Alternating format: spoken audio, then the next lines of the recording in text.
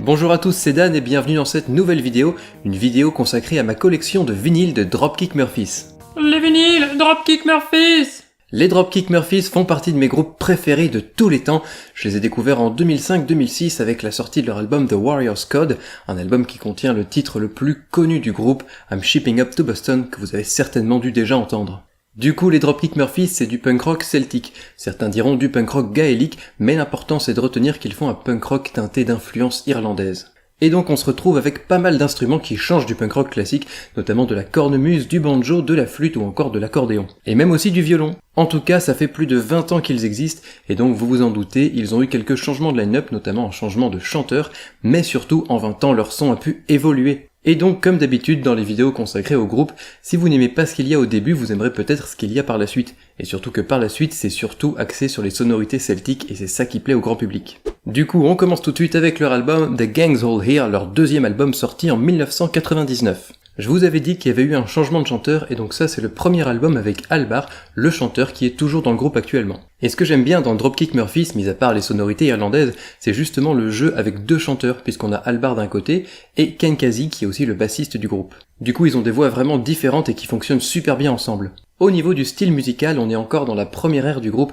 avec un son qui tire sur le street punk et la oi et qui se mélange à des influences celtiques, et ça marche super bien ensemble, parce que la musique celtique c'est vraiment quelque chose qui a la patate et qui est hyper fédérateur et qu'on aime reprendre en chœur. Et donc le côté sing-along de la oi, ça fusionne bien avec le côté chanson à boire de la musique celtique. Mais Dropkick Murphys, ce n'est pas que de la musique puisqu'ils ont aussi un côté très engagé, ça se ressent dans leurs paroles, ils parlent beaucoup de lutte des classes, ce qui est logique vu qu'ils viennent de la classe ouvrière de Boston qui comporte beaucoup de descendants d'immigrés irlandais. C'est un peu une tradition pour les groupes de musique celtique d'inclure des reprises de standards de la musique irlandaise, et ici on n'y échappe pas puisqu'ils ont fait une reprise instrumentale qui a bien la patate du titre Amazing Grace. Par contre, ne vous attendez pas à entendre beaucoup d'instruments irlandais sur cet album, mis à part un peu de cornemuse sur Amazing Grace et de la guitare acoustique sur certains morceaux, le côté irlandais se ressent surtout dans le style de composition. Du coup, ce vinyle est un repress sorti en 2010, dans un vinyle orange transparent limité à 500 exemplaires. Et normalement, il est encore pas trop difficilement trouvable, alors je vais essayer de vous mettre un lien dans la description.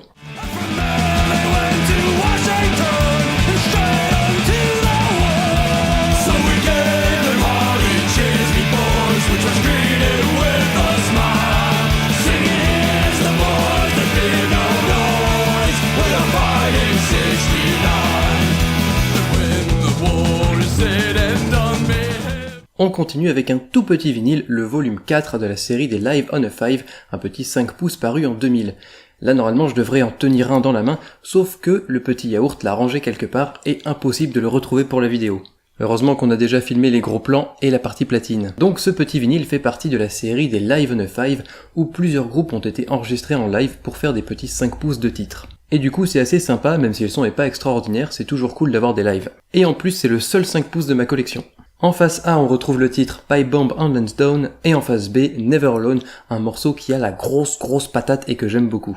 Donc ça c'est un 5 pouces en vinyle noir, limité à 2800 exemplaires, qu'on retrouve aussi en vinyle gris limité à 200 exemplaires, et le vinyle noir est pas trop compliqué à trouver en cherchant un peu.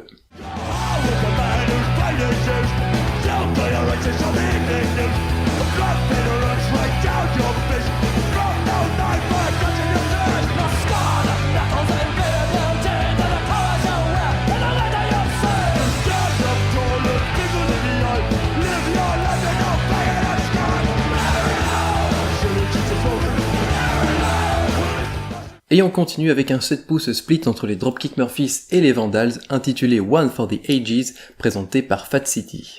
Et donc ça c'est un vinyle promotionnel du magazine Fat City sorti en 2003. Ça arrive que les magazines et les fanzines distribuent des vinyles promo dans leurs publications, souvent c'est plutôt en flexi parce que le flexi c'est plus fin, c'est plus léger, ça se glisse bien entre les pages des magazines, mais parfois on arrive à des vinyles en dur, comme celui-ci. Et du coup on a un split entre les Dropkick Murphys et les Vandals, un autre groupe de punk rock à tendance un petit peu débile que j'aime beaucoup, et donc je suis bien content parce que ça fait d'une pierre deux coups. Pour les Vandals on a le titre Change the World with My Hockey Stick, qui est un titre assez rare, et pour les Dropkick Murphys on a un live de Time to Go dans une qualité franchement pas exceptionnelle. C'est sorti donc dans un vinyle noir qui n'est pas trop difficile à trouver, à condition de savoir qu'il existe, mais c'est surtout une pièce pour les collectionneurs.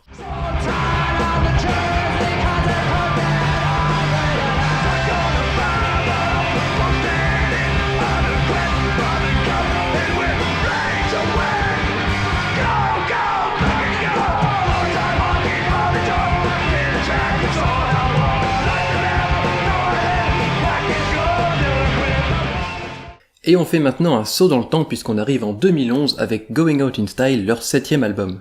C'est un album qui marque un tournant beaucoup plus folk dans la carrière du groupe, même si on ressent toujours le côté punk rock et l'héritage oi, ils mettent beaucoup plus en avant les instruments traditionnels.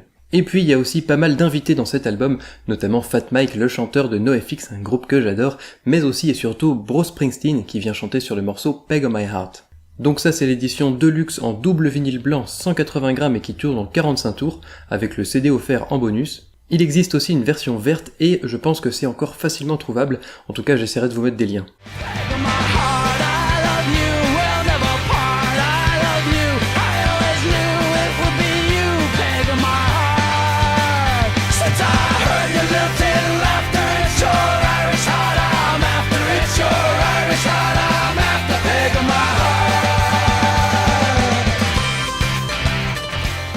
Et on passe maintenant à The Seasons Upon Us, un petit 7 pouces, ou plutôt 3 petits 7 pouces puisque je l'ai pris en 3 exemplaires.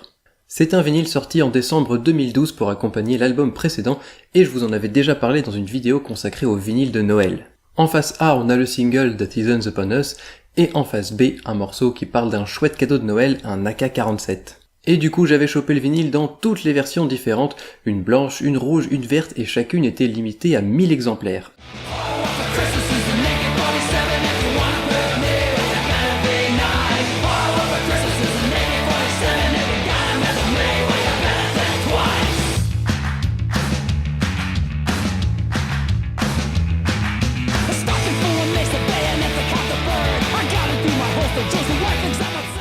On passe maintenant à Signed and Sealed in Blood, leur 8ème album sorti en 2013.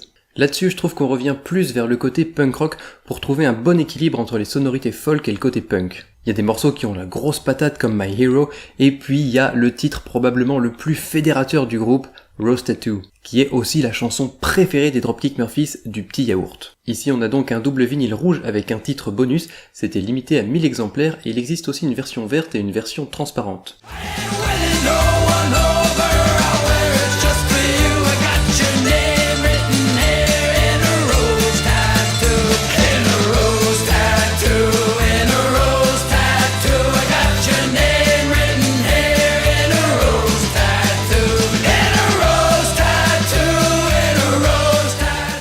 Et on arrive maintenant à 11 Short Stories of Pain and Glory, leur 9ème album sorti en 2017. C'est le dernier album en date du groupe au moment où je filme cette vidéo. À l'origine, on devait avoir un autre album 6 mois après la sortie de celui-là, sauf que là ça fait 1 an et demi et on a toujours rien.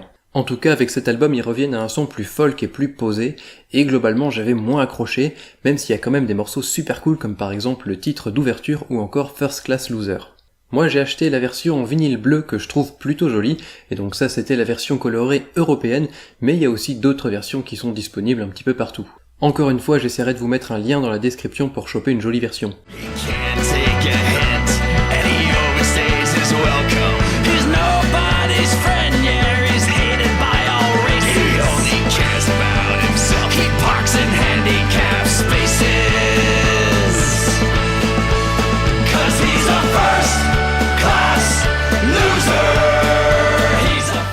Alors voilà, c'est tout pour ma collection de vinyles de Dropkick Murphys.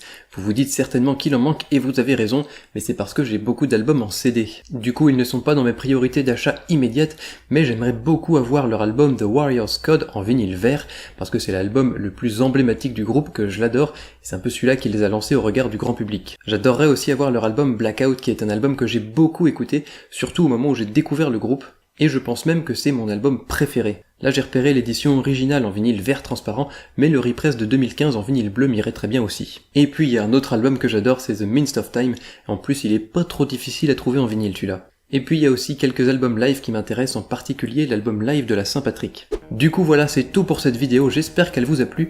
Si c'est le cas, n'hésitez pas à mettre un petit pouce bleu ou à me laisser un commentaire pour me dire ce que vous en avez pensé, pour discuter des vinyles, parler de Dropkick Murphys parce que c'est un groupe que j'adore et je pourrais en parler toute la journée. Vous pouvez aussi partager cette vidéo sur les réseaux sociaux et nous y retrouver, et n'oubliez pas non plus de vous abonner à la chaîne pour ne manquer aucune des prochaines vidéos. En attendant, moi je vous dis à la prochaine et je vous fais des gros bisous. Dans cet album il y a... dans cette albobinette. Mais aussi Bruce Springsteen, Trin, ou encore First Class Loser. J'adorerais aussi avoir leur album Blackout.